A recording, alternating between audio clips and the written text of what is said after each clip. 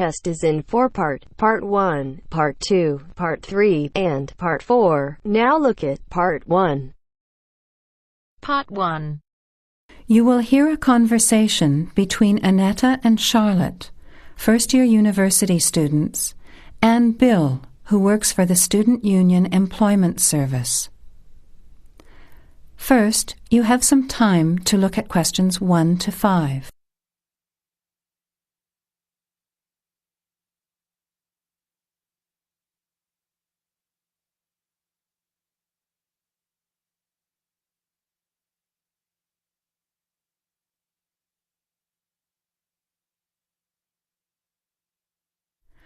Now, let's begin. Answer the questions as you listen. You will not hear the recording a second time.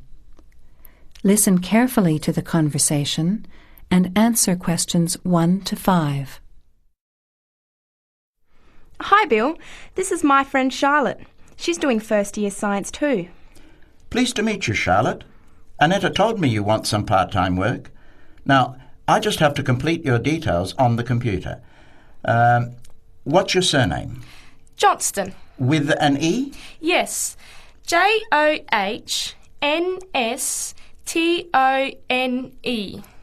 I know that you live in the Heathfield Street student residence, but I can't remember the street number there.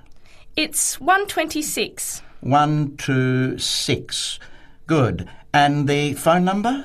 Well, actually, I never give people that number because sometimes nobody answers or they forget to pass on the messages. So, I bought a mobile phone yesterday, but I can't remember the number. I think it's 0414 847 748. I'll just check. No, sorry, not 748. It's 749. 0414 847 749? Yes, that's right. I must try and remember it. And what sort of work are you looking for? Well, anything really, I suppose, though it depends when it is. I'd rather work during the day, if that's possible. How many hours a week were you thinking of? Oh, I'm not sure. Maybe about 10. But I need to keep at least 2 days a week free for study. Do you have any work experience? Not much, though I used to help in my uncle's shop when I was at school. OK. Well, I'll put it in, but we don't usually get shop work.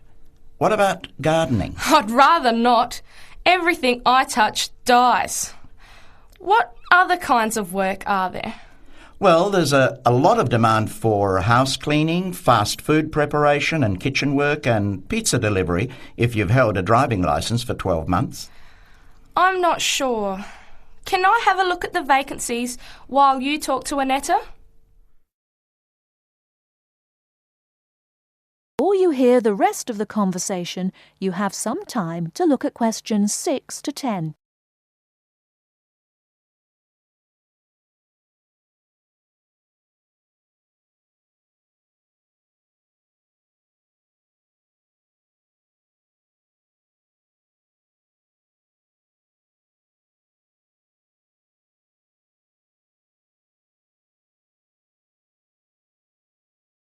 Now listen and answer questions 6 to 10.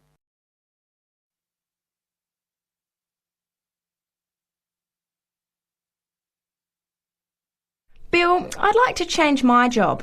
You're at the Hamburger Express on the High Street, aren't you? What's the problem? Well, I never know what hours I'm going to work. I start at 7 p.m. and I'm supposed to finish at 11 p.m, but sometimes they keep me until 2 or 3 a.m. Yes, that is a bit late if you have to make a 9 a.m. lecture the next day. And the other thing is the pay. They're supposed to pay me on Thursdays, but they never pay me on the correct day, often not until Friday or Saturday. A few weeks ago, I had to wait until Sunday. They said their son was sick, so they couldn't get to the bank, but they're always making excuses. Yes, that doesn't sound too good. Would you be interested in pizza delivery? You need to have a driving licence. Yes, I've got a licence, but I think I'd like to change from working in the evening. Are there any day jobs available? Well, as I told Charlotte, there are several cleaning and gardening vacancies. And this childcare job that just came in this morning. Do you like children? Yes, I do, actually. What's the job? Let's have a look. Collect the boy aged 4 from kindergarten at 3 p.m. Pick up the other 2 girls who are aged 6 and 9 from the primary school at 3:15. You take them home and look after them. The parents will be home by 7. That sounds quite good. What about the pay? It's the same as you're earning now, 4 hours a day, Monday to Friday, so 20 hours a week. You need to contact Mrs. Alicia Thompson. Her phone number is 91045629 and she lives in Springfield. I've never been to Springfield. I hope I don't get lost. Don't worry. It sounds quite straightforward. Let's have a look at the street directory. The Thompsons live here in Tulip Street, number 252. So you catch the 631 bus, get off here next to the post office in Daisy Terrace. Walk past the post office to the corner, and on the opposite corner is the kindergarten. Then walk down Daffodil Place and cross over to the primary school. Then keep going down Daffodil Place to the corner and turn right into Tulip Street. That is the end of part 1. You now have half a minute to check your answers.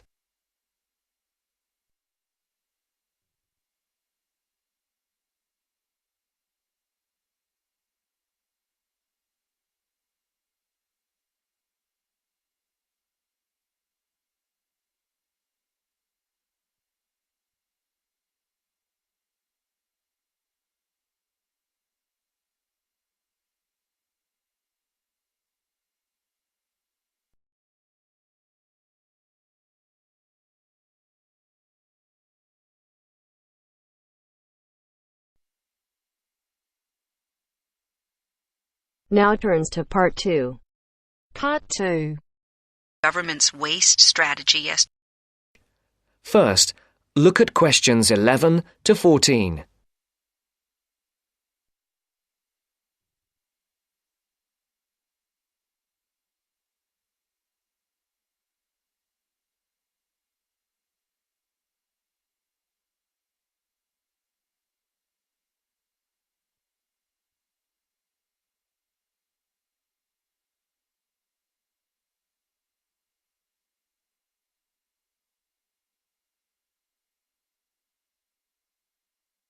Listen carefully.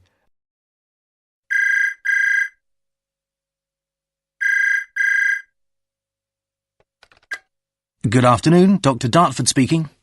Good afternoon, Dr. Dartford. It's Miranda Smith here. Oh, hello, Miranda. How can I help you?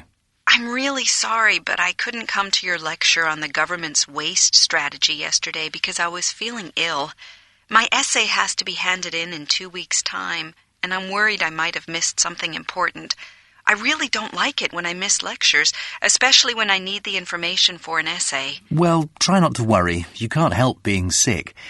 How about if I give you a quick summary of the main points? That'd be great, thanks. Just let me get a pen. Right, I'm ready. To begin with, I stressed the importance of us reusing and recycling waste in the future. I made particular reference to the UK, which at the moment only recycles about 8% of household waste. The levels of industrial and commercial waste are much higher. It's frightening how much waste factories produce on a daily basis, but that's not all. The fact is that not only is this rate of recycling well below government targets, but it's at a much lower rate than many other European countries, which means Britain is just not keeping pace with the rate of growth in household waste. That's pretty worrying, isn't it? It certainly is. What is more, we need to understand that if we are to achieve a more rational and sustainable use of our resources in this country, then we have to develop a fundamental change in the way we think about waste. That won't be easy.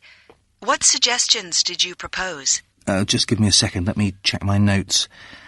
OK, got it. Basically, there are a couple of ways this could be achieved. One of these is for more household waste to be separated. You mean separated into things like newspapers, tins, and stuff like that? Yes, that's the idea. Then this separated waste would obviously need different forms of collection by local councils, but most importantly, it will require an expansion in the market for collected materials, which is one of the major barriers to increased recycling. New government targets have also been set for recycling or composting 30% of household waste by 2010. But that's almost a four-fold increase, isn't it? It is indeed. Rather a frightening figure, whichever way you look at it. Before the broadcast continues, look at questions.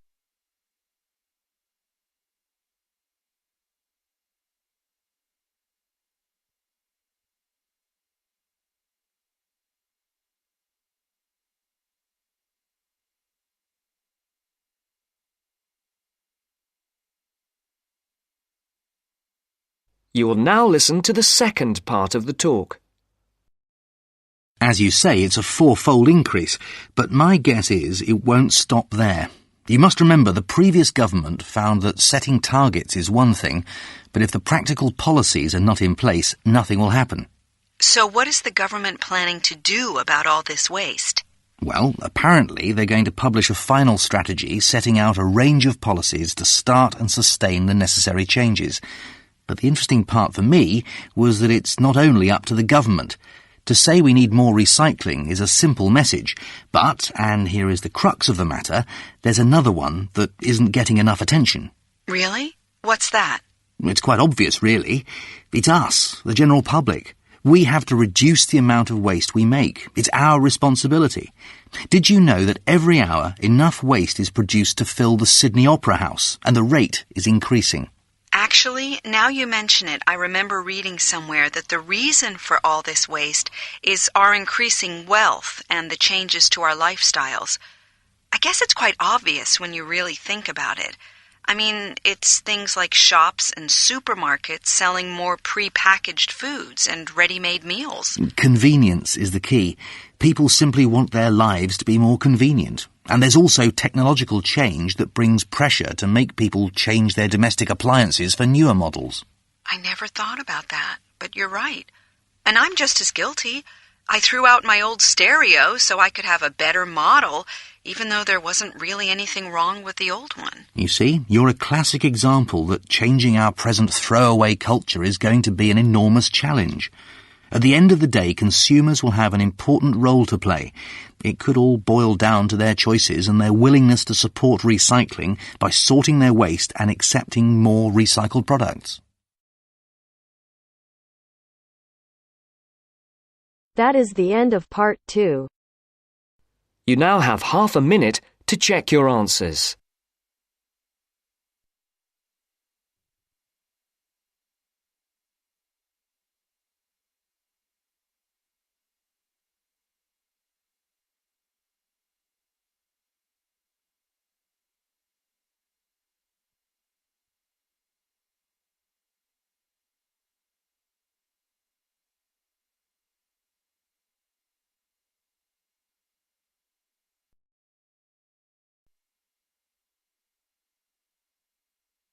Now turns to part 3.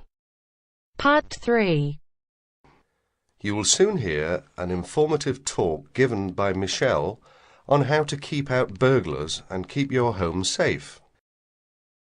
First, you have some time to look at questions 21 to 26.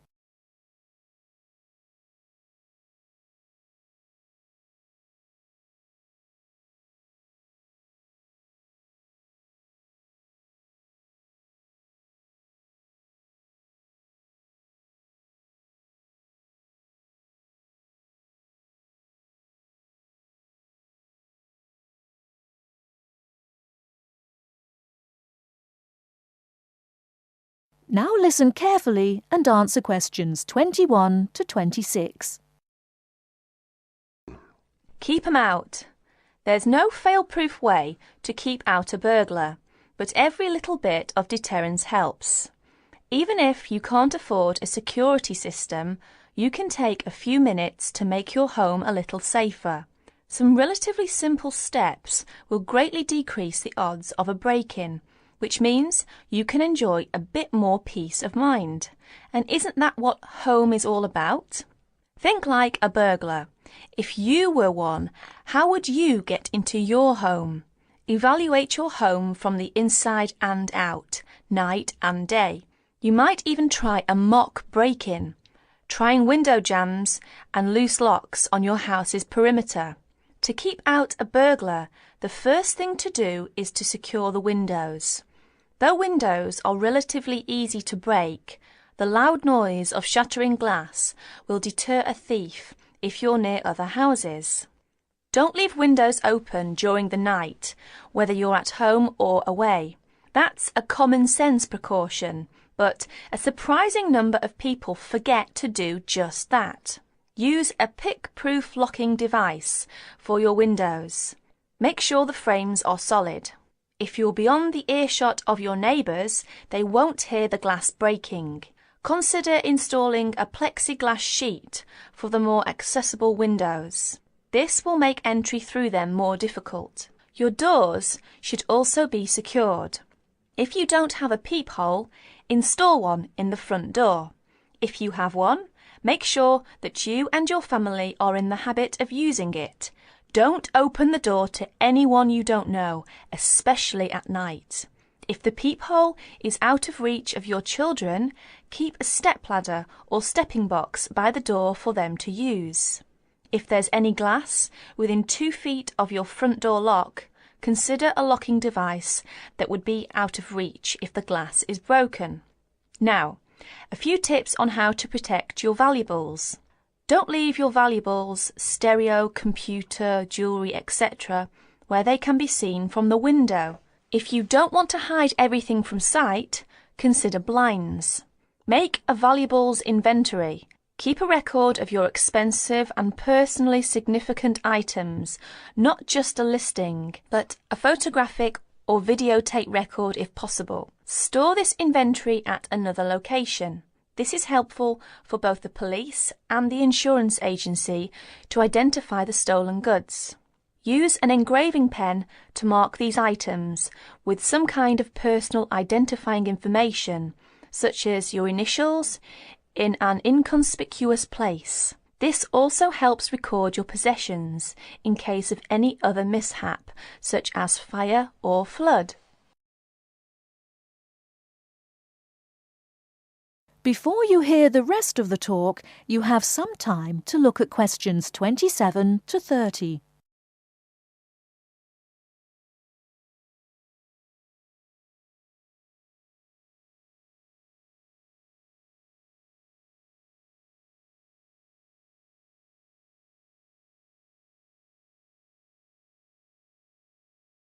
Now listen and answer questions 27 to 30. Don't stop your security awareness at the outside walls of your house.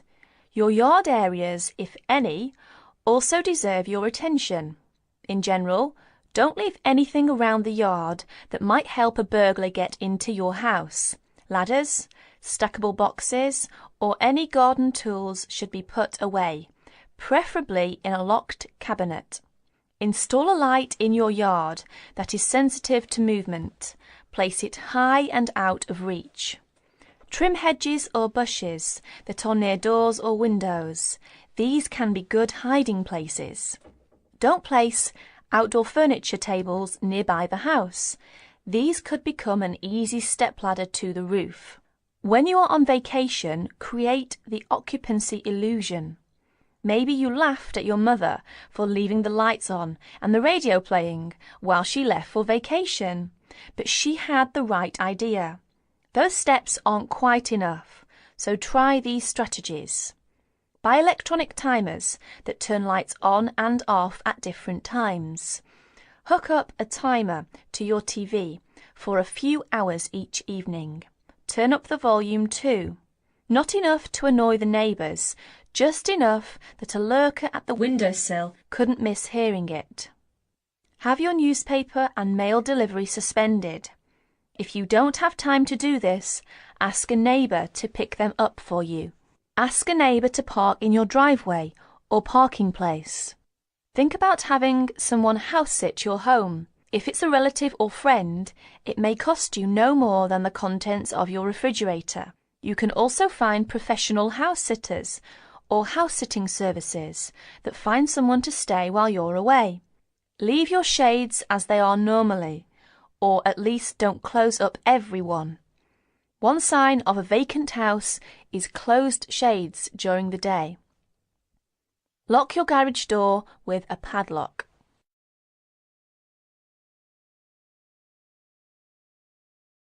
That is the end of part 3. You now have half a minute to check your answers.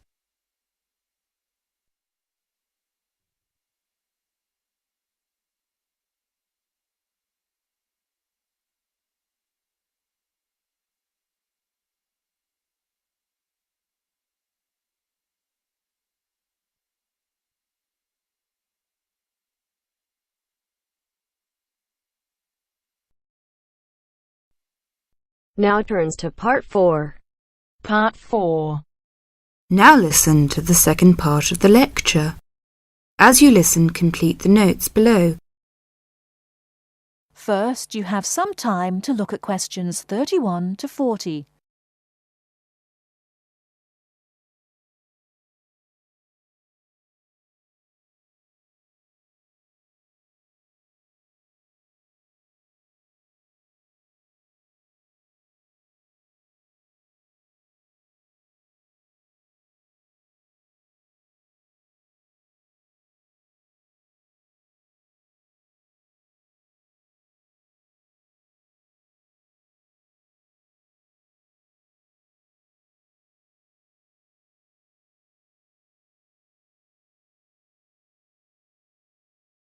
Now listen carefully and answer questions 31 to 40. Many typically American characteristics, individualism, self-reliance, informality, punctuality, and directness, are a result of those values mentioned earlier. Other national traits could also be identified, however. 1. Americans cooperate.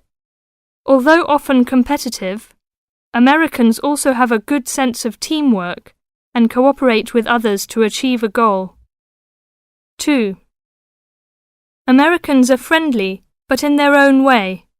In general, friendships among Americans tend to be shorter and more casual than friendships among people from other cultures. This has something to do with American mobility and the fact that Americans do not like to be dependent on other people. Americans also tend to compartmentalize friendships, having friends at work, family friends, friends on the softball team, etc. 3. Americans ask a lot of questions, some of which may to you seem pointless, uninformed, or elementary. Someone you have just met may ask you very personal questions. No impertinence is intended. The questions usually grow out of a genuine interest. 4. Americans tend to be internationally naive. Many Americans are not very knowledgeable about international geography or world affairs. They may ask uninformed questions about current events and may display ignorance of world geography. Because the US is not surrounded by many other nations, some Americans tend to ignore the world. 5. Silence makes Americans nervous. Americans are not comfortable with silence. They would rather talk about the weather than deal with silence in a conversation. 6. Americans are open and usually eager to explain.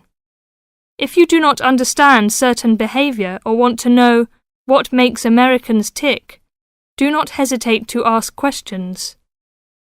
Just as values and traits differ somewhat from one culture to another, so do the personal habits associated with good manners and courtesy. While very often there does not seem to be any particular reason why a particular way of doing something is considered good manners, Observing these cultural rules will make Americans more comfortable with you, and therefore you with them. It is, of course, impossible to cover all the possibilities here. If you are unsure in a situation, just ask. Americans like to be helpful. 1. Queuing up or lining up is essential. Courtesy requires that you do not push from behind, stand next to the person being helped, or cut into a line. If you should accidentally bump someone, you should say, "Excuse me." 2. Americans blow their noses into a tissue. Spitting, clearing phlegm, or sniffing as from a cold are considered rude. 3. It is considered poor manners to slurp, chew noisily, or open your mouth while chewing. 4.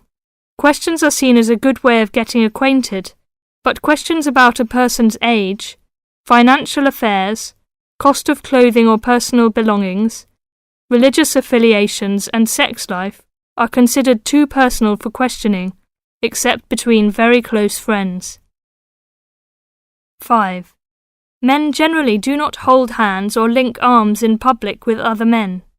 This is somewhat more acceptable between women and quite common between men and women. Now, a few words about personal safety. Unfortunately, in the US one must be aware of crimes. It is wise to be especially careful until you are familiar with the community in which you live. Remember that good judgment and common sense can significantly reduce chances of having an unpleasant and perhaps harmful experience. Basic safety rules include the following. 1. Do not walk alone at night. 2. When you leave your room, apartment, or automobile, make sure that all doors are locked and all windows are secured. 3. Do not carry too much cash or wear jewellery of great value. 4. Never accept a ride from a stranger. Do not hitchhike and do not pick up hitchhikers. 5. Be careful of purses and wallets, especially in crowded metropolitan areas where there may be purse snatchers and pickpockets. 6. If a robber threatens you, at home or on the street, try not to resist unless you feel that your life is in danger and you must fight or run away. Give up your valuables as calmly as you can and observe as much as possible about the robber to tell the police when you report the crime. A final note. Keep an open mind. Don't judge what you see as right or wrong, but make it a challenge to try to understand the variety of American behaviours which you may observe. You certainly do not have to participate in something you disagree with, but you can try to understand it. This will help you build an attitude of intelligent and liberated respect for cultures, both your own and others. That is the end of part 4. You now have half a minute to check your answers.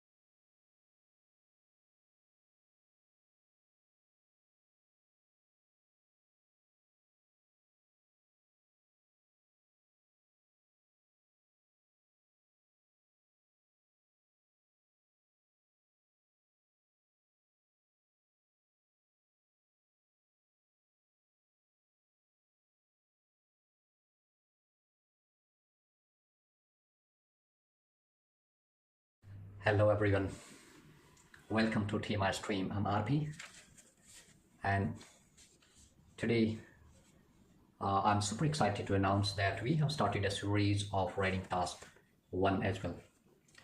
So if you are looking for a video which can help you to improve your score in writing task 1, this video is for you. And if your dream is to achieve 7 or 7 plus, then watch my full video and you will get a lot of ideas and simple and effective ideas how to write pie charts in writing task 1. So are you ready? Here we go. Here you can see the charts below show agricultural production in 2 different regions of the country. Summarize the information by selecting and reporting the main features and make comparison where relevant. So here you read it carefully, please. I always advise my student to understand your data, simplify your data before you start writing. Because most of the students get stuck and they don't know how to start writing. So you can start your introduction with just by paraphrasing your statement. The chart below show agriculture production in 2 different regions of the country. Here you can see eastern region and western region, and here you can see 4 products: dairy, meat, grain and vegetable. So dairy, meat, grain and vegetable. So I spent some time to understand the data, to simplify the data, and then I start writing. So here you can see, this is my introduction over here. The rendered pie chart compare the production of different agriculture products in 2 areas of the country. Here is in 2 different regions of the country and show agriculture production. So I have changed it a bit. Compare the production of different agriculture products in 2 areas of the country. So that's how you can write simple and effective introduction by paraphrasing, using some different word, but meaning must be the same. Okay, and then I always advise my students to write your overview. So this is nice way, one of the nicest way to write overview. Start with overall. The highest production of grain can be seen in western region, followed by meat. You can see over here in western region, this western region, and grain you can see 45%. So overview means write two most significant changes in your overview, so that it can be easy for you and your examiner to understand what are you going to write in main body paragraph 1 and main body paragraph 2. So here you can see the highest production of grain can be seen in west region, followed by meat. Here 45% and 35%, but I haven't included data 45%, 35%, because we don't include data in overview. So the highest production of grain can be seen in west region, followed by meat, whereas grain is least produced, followed by vegetable in eastern area. You can see over here grain just 55%. So least produced, followed by vegetable is just 20% in eastern area. So this is how you can write effective overview. And now this is my main body paragraph 1. The grain was the most popular products with 45% in the western area. Now I have explained it, elaborated. I explained the data in main body paragraph 1 and in main body paragraph 2. So grain was the most popular products with 45% in western area. Here you can see, which declined dramatically. You can see grain over here just 15% now. So declined dramatically and remained just 15% in the eastern region. The proportion of vegetable was a mere 5% in former location. Former, it means I'm talking about in western. Here I have written western and then eastern. So former it means western area I'm talking about, and eastern mean latter in LADDER. Take care about this one as well. It's very, very important. The proportion of vegetable was a mere 5% in the former location in western, which showed a sudden growth of 20% in the latter one. However, meat was equally popular in both areas with 35% each. Here you can see meat 35% in eastern region and also 35% in western region. So very simple way to write, like however meat was equally popular in both areas with 35% each. Nice. And now I have written main body paragraph 2. Meanwhile, the pattern for dairy and vegetable in the eastern region was entirely different. You can see over here dairy and vegetable. You can see dairy and vegetable, because grain and meat, it was the highest quantity, and now you can see dairy and products. It is entirely different in the pattern for dairy and vegetable in the eastern region was entirely different. Very nice way to start your main body paragraph 2. The production of vegetable, which accounted for massive 20%, reached a plateau. Reached a plateau means fell dramatically and leveled off at merely 5% in the western area. So here you can see about vegetable. You can see over here, it was massive 25% in eastern region and reduced to just 5% here in western. Yes, I have explained this one. Accounted for massive 20%, reached a plateau and fell dramatically and leveled off at merely 5% in the western region. Similarly, same sort of things I'm going to take about. Likewise, similarly, very nice connectors to use. Similarly, dairy products which were quite famous for the people of the East with 30% reduced to exact half, remaining just 15% among people from the West.